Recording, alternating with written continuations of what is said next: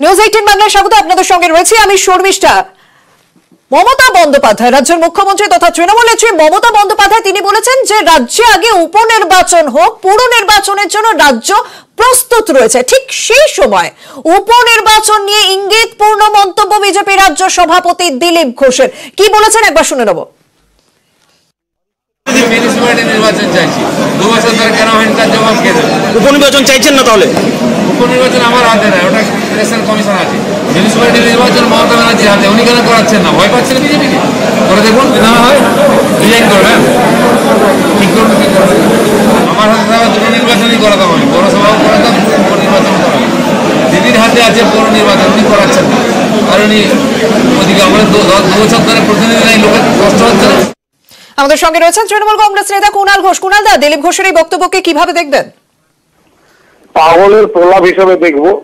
তার কারণ হচ্ছে গোহারা হারার পর এখনো পর্যন্ত শান্তি হয়নি, শিক্ষা হয়নি।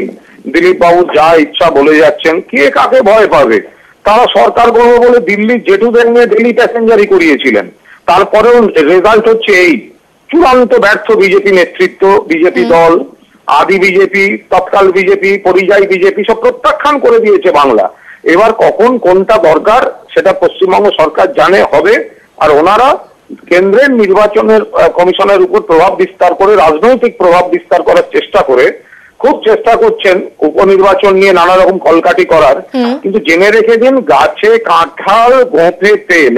এই যে কোভিড পরিস্থিতি, তাতে নির্বাচন কমিশন তারা যত রকম ভাবেই বিজেপির দ্বারা প্রভাবিত হোক না কেন, ঘটনা যাই হোক, সরকারটা তো তৃণমূলেরই থাকছে। কুণালদা, ঠিক এই জায়গাতেই প্রশ্ন উঠছে যে নিয়ম অনুযায়ী 6 মাসের মধ্যে ভোটে জিতে আসতে হবে মুখ্যমন্ত্রীকে। সেক্ষেত্রে যদি 6 মাসের মধ্যে উপনির্বাচন না করা সম্ভব হয়, তখন দলের পক্ষ থেকে কি ভাবনা চিন্তা করা হচ্ছে?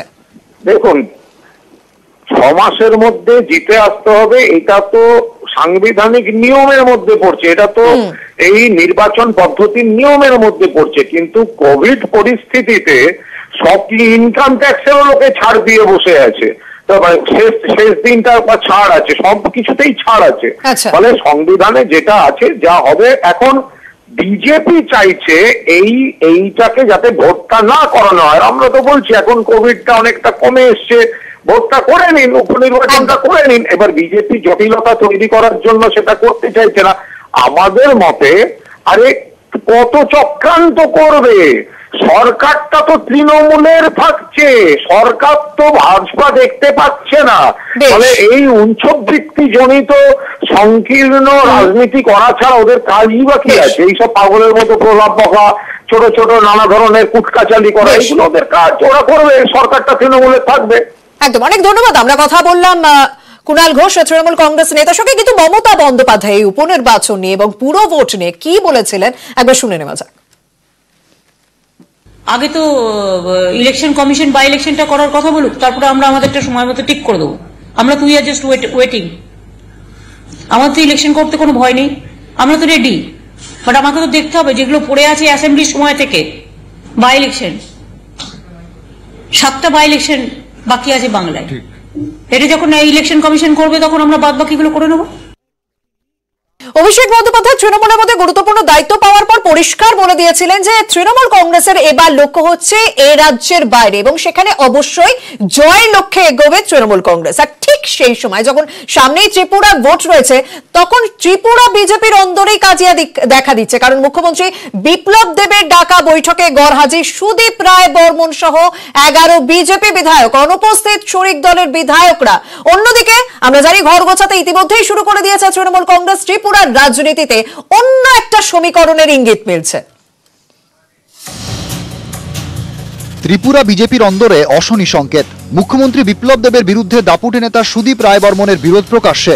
আসরে নামতে হয়েছে বিজেপির সংগঠনের দায়িত্বে থাকা সর্বভারতীয় সাধারণ সম্পাদক BL সন্তোষ এবং উত্তর পূর্বের দায়িত্বপ্রাপ্ত নেতা অজয় জামওয়ালকে। কিন্তু চিড়ে ভেজেনি।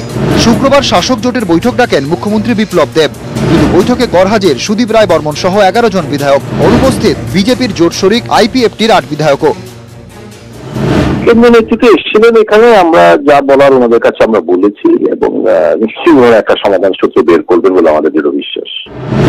राजनीतिक हालत पूरी तरह से समान है, सरकार पूरी तरह से ठीक है, सरकार सुरक्षित है।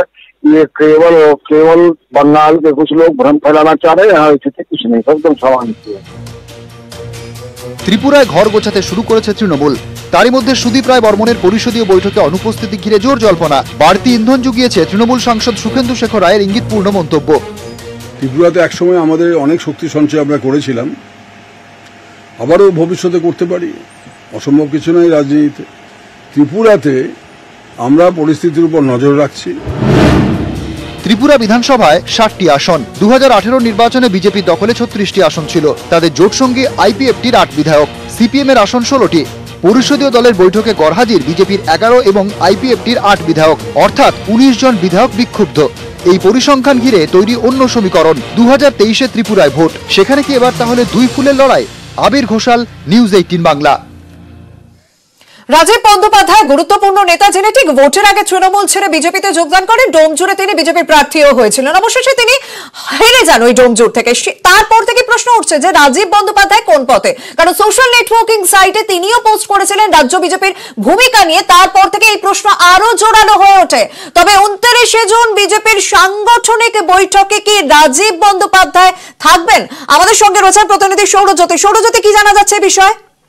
দেখো, কখনো ফেসবুক পোস্টে আত্মসমালোচনামূলক পোস্ট যেটা দল বিরোধী এমনটাই দলের তরফে শিরোপা দেওয়া হয়েছিল, আবার কখনো তৃণমূল সাংসদ কুণাল ঘোষের বাড়িতে আকস্মিক তার যাওয়া, সবকিছু মিলিয়েই কিন্তু রাজীব বন্দ্যোপাধ্যায়ের রাজনৈতিক অবস্থান কি হবে সেটা নিয়ে প্রশ্ন উঠতে শুরু করেছিল। এবং 2রা মে নির্বাচনের ফল প্রকাশের পর কিন্তু দলের সঙ্গে স্বভাবতই রাজীব বন্দ্যোপাধ্যায়ের একটা দূরত্বেও সেই ছবিও কিন্তু প্রকাশ হয়েছে। এবং তারপরই রাজীব বন্দ্যোপাধ্যায় কি তার পুরানো দলের স্বমহিমায় ফিরছেন, এই প্রশ্নও তুলেছিলেন রাজনৈতিক বিশ্লেষকরা। এবং ইতিমধ্যেই আগামী 29 তারিখে রাজ্য বিজেপির সাংগঠনিক বৈঠক, যেখানে রাজ্য কমিটির সদস্যদের ডাকা হয়েছে এবং দলের অন্যতম শীর্ষ নেতৃত্বও থাকবেন। সেখানে রাজীব বন্দ্যোপাধ্যায়কে উপস্থিত থাকার কথা ইতিমধ্যেই বিজেপি সূত্রের তরফ থেকে জানানো হয়েছে যে রাজীব বন্দ্যোপাধ্যায়কেও ডাকা হয়েছে। তবে রাজীব বন্দ্যোপাধ্যায় কি সেই বৈঠকে থাকছেন, এটাই কিন্তু এই মুহূর্তে সেদিকেই আমাদের নজর থাকবে সৌরজ্যোতি, যে রাজীব বন্দ্যোপাধ্যায় কি আদতে থাকছেন। তবে রাজ্য বিজেপির সাধারণ সম্পাদক রথীন্দ্রনাথ বসু বলছেন যে রাজীব বন্দ্যোপাধ্যায় থাকবেন বৈঠকে। কার্যকারিণী হবে, এই কার্যকারিণী 29 তারিখে আছে। আমাদের সিনিয়র লিডারদের আমরা ঠিক করেছি যে আমরা যারা সিনিয়র লিডার, সেই সিনিয়র লিডারদের আমরা কয়েকজন মিলে ভাগ করে নিই, তাদের সাথে যোগাযোগ রক্ষা করব। রাজীব তার সাথে আমার কথা হয়েছে, রাজীবদা 29 তারিখে আমাদের কার্যকারিণীতে আসবে। রাজীবদা জানিয়েছেন যে কার্যকারিণীতে যে আসবেন, রাজীবদা কি জানিয়েছেন? আজকে কথা বলেছি, আমার ফোনে কথা হয়েছে, উনি আমাকে বলছেন আমি যাবো। জায়গা জিজ্ঞেস করলেন। আচ্ছা, সোশ্যাল নেটওয়ার্কিং সাইটে রাজীব বন্দ্যোপাধ্যায় তিনি আত্মসমালোচনা করে পোস্ট করছেন, কুণাল ঘোষের সঙ্গে সাক্ষাৎ করছেন। তবুও বিজেপি রাজ্য সভাপতি তিনি বলছেন রাজীব বন্দ্যোপাধ্যায় এখনো বিজেপিতেই রয়েছেন। রাজীব বন্দ্যোপাধ্যায়কে আবার দেখা যাচ্ছে দলীয় মিটিংয়ে, কি রয়েছে? উনি এখনো পর্যন্ত আমাদের দলেই আছেন, উনি ঘোষণা করেন নাই যে পার্টি ছেড়েছেন, স্বাভাবিকভাবে বিজেপিতে আছেন, বিজেপি প্রোগ্রাম আছে। এদিকে কল্যাণ বন্দ্যোপাধ্যায় তৃণমূল সাংসদ অবশ্য নাম না করে রাজীব বন্দ্যোপাধ্যায়কে উত্তম কুমার বলে কটাক্ষ করছেন। কোন বিধায়ক আগের উত্তম কুমার আমাদের এখানকার গায়ের সেন্টু থেকে ফর্ম বুক করেনি, সেই জায়গায় অন্তত সেই গ্রুপ অন্তত বন্ধ হয়ে গেছে। আর সঙ্গে যতগুলো থাকতো সব একটা একটা করে এবার ছেলে ঢুকছে, দেখতে থাকুন। ইরিগেশনের আসল কাজ কিছু করেনি, ওই কন্ট্রাক্টরদের দিয়ে কিছু ড্রেন করেছে, মাল এদিকেও যাচ্ছে ওদিকেও যাচ্ছে। বেশি মাল কামাতে পারবেন না, যার যদি মাল যদি না কামাতে করতে পারে তাহলে অন্য মালও কামাতে উনিও পারবেন না, উত্তম কুমারও পারবেন না আর কি। এদিক ওদিক ফোক ফাঁকর খুঁজছে, কোন রকমের যদি তৃণমূলে যদি ঢোকা যায় এদিক ওদিক যাওয়ার চেষ্টা করছে, তারা আরো বেশি গদ্দারি করেছে। আর এদিকে তৃণমূলে থাকছে, ভাব দেখাচ্ছে যে তৃণমূল, আর ভেতরে ভেতরে বিজেপির ক্যান্ডিডেটকে সাপোর্ট করেছে, তাদের আগে বলিদান হবে, এই রাজনৈতিক বলিদান। রাজ্যে তৃতীয়বার সরকার গঠনের পর তৃণমূল কংগ্রেস প্রশাসন এবং সংগঠনকে আলাদা করে রেখেছে। সেই সময় বারবার বলা হয়েছে যে সাধারণ মানুষের কাছে দলীয় কর্মীদের পৌঁছে যেতে হবে, আর সেই উদ্দেশ্যে এবার জেলায় জেলায় তৃণমূলের কুইক রেসপন্স টিম তৃণমূলের কুইক রেসপন্স টিম জেলায় জেলায় তৈরি হচ্ছে। কারা থাকছেন এই টিমে, এই টিমের ভূমিকা মূলত কি হতে চলেছে জানবো। আপনাদেরকে আরো একবার বলে রাখি, তৃণমূলের যুব সদস্যদের নিয়ে এই কিউআরটি টিম তৈরি হচ্ছে মানুষকে সাহায্য করতেই। কুইক রেসপন্স টিম প্রত্যেক জেলায় জেলায় এই কুইক রেসপন্স টিম থাকবে। জেলা যুব সভাপতিদের সঙ্গে বৈঠকও হয়ে গিয়েছে ইতিমধ্যে।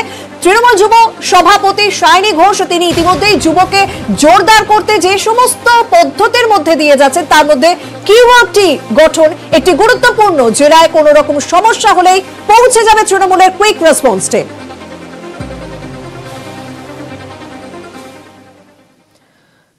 ছাত্র সংগঠনকে সমস্ত দিক থেকে জোরদার করা হচ্ছে, কারণ সামনে 24-এর লড়াই রয়েছে।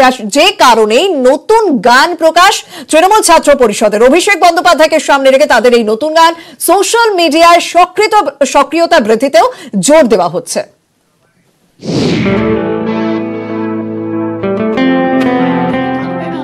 বিধানসভা ভোটে 200-রও বেশি আসনে জয়, সামনে এবার কঠিন লড়াই। তৃণমূলের লক্ষ্য 2024। নতুন লড়াইয়ে ছাত্র যুব সংগঠনকে মজবুত করতে পরিকল্পনা নিয়েছে তারা।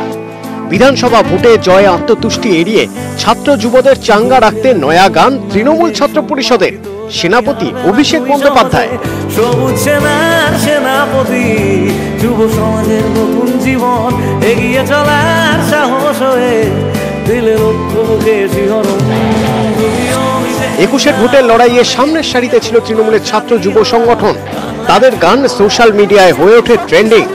বিজেপির মোকাবিলায় তাদের স্লোগান ছিল খেলা হবে, খেলা খেলা খেলা হবে, আমার মাটি সইবে না। ভোট মেটার পর ফের নয়া গান মিলবে সমস্ত অনলাইন প্ল্যাটফর্মে। জনতার কাছে পৌঁছে যেতে করা হচ্ছে caller tune, ringtone. Jio Saavn থেকে শুরু করে যতগুলো প্ল্যাটফর্ম রয়েছে গানের, আমরা সব কথা রিলিজ করেছি, আজকে রিলিজ করছি এবং এটা এজ এ কলার টিউন হিসেবে আগামী 3-4 দিনের মধ্যে মানুষের কাছে চলে আসবে। আমি নিশ্চিত হাইয়েস্ট সাবস্ক্রিপশন হবে। 2024-এ লোকসভা ভোট, বিজেপির আইটি সেলের সঙ্গে টক্কর দিতে সোশ্যাল মিডিয়ায় এখন থেকেই সক্রিয়তা বাড়াচ্ছে তৃণমূল। নেওয়া হচ্ছে সোশ্যাল মিডিয়া যোদ্ধা। প্রতি জেলায় তৈরি হচ্ছে দল, দল থেকে দেওয়া হবে প্রশিক্ষণ। দলের সোশ্যাল মিডিয়ার যোদ্ধা তারা আবেদন করছে। আমি নিজে আমার ফেসবুক মেসেঞ্জারটাও সবসময় চেক করছি, ইতিমধ্যে 500-র বেশি সারা সকাল থেকে আমি পেয়েছি এবং তাদেরকে একদম জেলা ভিত্তিক তৈরি করে চেষ্টা করা হচ্ছে। জেলা ভিত্তিক সোশ্যাল মিডিয়ার যোদ্ধা প্রশিক্ষণ দেওয়া হবে। লোকসভা ভোটে কঠিন লড়াই, ছাত্র যুব সংগঠনকে মাঠে ময়দানে নামিয়ে লড়াইয়ের কৌশল। তার আগে অভিষেককে সামনে রেখে নয়া গান, যুব অস্ত্রে শান তৃণমূলের। ক্যামেরায় জ্যোতির্ময় বসুর সঙ্গে আবির ঘোষাল, নিউজ 18 বাংলা। এসএসকেএমে একটি জটিল অস্ত্রোপচারে সফল হয়েছেন চিকিৎসকরা। বিস্তারিত জানবো আমাদের সঙ্গে রয়েছেন প্রতিনিধি অভিজিৎ চন্দ্র। অভিজিৎ, একদমই বলা যেতে পারে যে অত্যন্ত জটিল এই অস্ত্রোপচার ছিল এবং জটিলের থেকেও বড় কথা 2 বছরের একটি শিশু, উত্তর দিনাজপুরের বাড়ি, মুস্তাকিম আলী, 2 বছর বয়স। সে প্রায় 2.5 ইঞ্চির একটা পেরেক, প্রায় 2.5 ইঞ্চির একটা পেরেক সেটা গিলে ফেলে এবং সেটা ব্রঙ্কিয়াসের রাইট মেন ব্রঙ্কিয়াসে সেখানে পৌঁছে যায় এবং প্রচন্ড শ্বাসকষ্ট শুরু হয়। প্রথমে মালদহ মেডিকেল কলেজে নিয়ে যায় এবং সেখান থেকে চিকিৎসকরা পরবর্তীকালে অবস্থা অত্যন্ত সংকটজনক হওয়ায় তাকে এসএসকেএম হাসপাতালে পাঠায় এবং সেখানেও বিশেষজ্ঞ চিকিৎসক অরুণাভ সেনগুপ্ত নেতৃত্বে চিকিৎসক দল দ্রুত তার ব্রঙ্কোস্কোপি করে সেই অস্ত্রোপচার করে এই পেরেকটিকে বার করে। এই মুহূর্তে শিশুটি সুস্থ আছে এবং বলা যেতে পারে যে অত্যন্ত জটিল এবং ঝুঁকিপূর্ণ অস্ত্রোপচারে সফল হলেন চিকিৎসকরা। অনেক ধন্যবাদ। কসবাকাণ্ডে তদন্ত যত এগোচ্ছে তত দেখা যাচ্ছে যে বিভিন্ন দিক থেকে প্রতারণার ছক কষেছিল দেবাঞ্জন দেব। দেবাঞ্জন দেবের নামে ইমেল আইডিও রয়েছে এবং যা ভুয়ো। আমাদের সঙ্গে রয়েছেন প্রতিনিধি অর্পিতা হাজরা। অর্পিতা, সেই সম্পর্কে কি তথ্য রয়েছে? কার নামে এই ইমেল, কি কাজে ব্যবহার করা হতো এই ভুয়ো ইমেল? দেখো, যেটা জানা যাচ্ছে গোয়েন্দা সূত্র থেকে যে এই দেবাঞ্জনকে জেরা করে জানা গিয়েছে যে তার ফেক ইমেল আইডি সে তৈরি করেছিল এবং সেখানে ডেপুটি ম্যানেজার কেএমসি সেরকমই একটি মেল আইডি সে তৈরি করে এবং সেখান থেকে একাধিক সে মেল করেছে। এমনকি সিরাম ইনস্টিটিউট সেখানে সে মেল করেছিল কোভিশিল্ডের জন্য। কেন সে সিরাম ইনস্টিটিউটে সে মেল করলো? গোয়েন্দারা জানাচ্ছে দেবাঞ্জনকে জেরা করে যেটা জানতে পারা গিয়েছে যে এই কোভিশিল্ডের জন্য তার যারা স্টাফ যারা ছিল যখন লকডাউনে কাজ করতে আসতে পারছিল না, তাদের এই প্রয়োজনীয়তা ছিল এই ভ্যাকসিনের, তখন সে মেল করেছিল কিন্তু কোভিশিল্ড সে পায়নি। তখনই সে মহান সাজার জন্য এই কোভিশিল্ডের বদলে অ্যামিকাসিন নামে যে ওষুধ, সেই ওষুধ সবাইকে দেয় এবং এটাকেই ভ্যাকসিন বলে সে চালিয়ে দেয়। এবং এই ঘটনাতে আরো বেশ কয়েকটি তথ্য পাওয়া গেছে। গোয়েন্দারা জানাচ্ছে তার 8টি ব্যাংক অ্যাকাউন্টের হদিশ পাওয়া গেছে। তারই সঙ্গে এই মুহূর্তে 10 জনকে প্রায় সমন করা হয়েছে লালবাজারের তরফ থেকে। তাদেরকে জিজ্ঞাসাবাদ পর্ব চলছে, যারা কিনা দেবাঞ্জনের কর্মী এবং এক্স এমপ্লয়ি। সব মিলিয়ে জিজ্ঞাসাবাদ করে বেশ কিছু নতুন তথ্য পাওয়ার চেষ্টা করছেন তদন্তকারীরা। অনেক ধন্যবাদ অর্পিতা।